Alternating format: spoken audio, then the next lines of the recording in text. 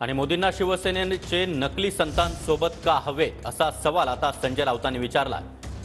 पंतप्रधान मोदी यांनी उद्धव ठाकरे यांचा नकली संतान असा उल्लेख केलेला होता आणि त्यानंतर संजय राऊत यांनी आता पंतप्रधान मोदी यांच्यावर हा निशाणा साधला। दारुण पराभव होणार हे मोदींनी आता स्वीकारल्याचं देखील संजय राऊतांनी म्हटलंय। मोदी महाराष्ट्रामध्ये 5 जागाही जिंकू शकत नाहीत असा दावाच राऊतांनी केलाय। नंदुरबार येथील सभेत पंतप्रधानांनी शरद पवार आणि उद्धव ठाकरे यांना खुली ऑफर दिली आहे।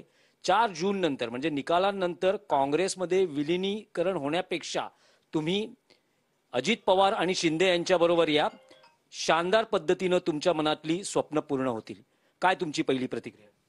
आमच्या मनातली स्वप्न अशी आहेत की मोदींची हुकुमशाही नष्ट करायची। या देशात नरेंद्र मोदी नावाच्या व्यक्तीनं आणि त्याच्या ज्या लोकांनी जी हुकुमशाही निर्माण केली आहे, संविधान नष्ट करण्याची जी भूमिका घेतली आहे ती नष्ट करणं हे आमचं स्वप्न आहे आणि ते स्वप्न आम्ही 4 जून नंतर पूर्ण करतोय। मी कालच सांगितलं की नरेंद्र मोदींची प्रकृती बरी नाही। नरेंद्र मोदी यांच्या वैद्यकीय अहवालात काही गोष्टी समोर आल्यात का? कारण ज्या पद्धतीने त्यांचं भाषण चालू आहेत ही प्रधानमंत्री पदाला शोभणारी भाषणं नाहीत। आपण काल काय बोलतोय आणि आज काय बोलतोय याचं भान त्यांना राहिलेलं नाही आणि त्यातूनही अशा प्रकारची वक्तव्य येतात। आमचं स्वप्न आहे नरेंद्र मोदी यांना त्यांचा हुकुमशाही कारभार पूर्णपणे संपूर्ण देशात लोकशाही निर्माण करणं।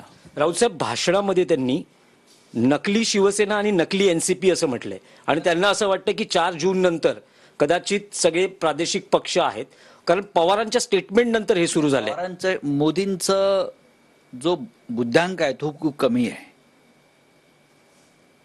मी हे लिहिते लक्ष ठेवा।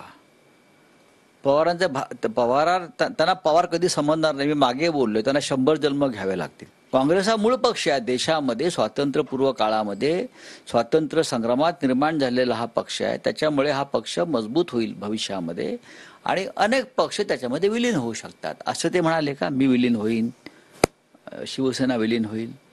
मोदींनी लिहा वाचायला शिकायला पाहिजे व्यवस्थित। व्हिडिओ जर्नलिस्ट रोहन पवारसह दिनेश दुखंडे, TV9 मराठी, मुंबई।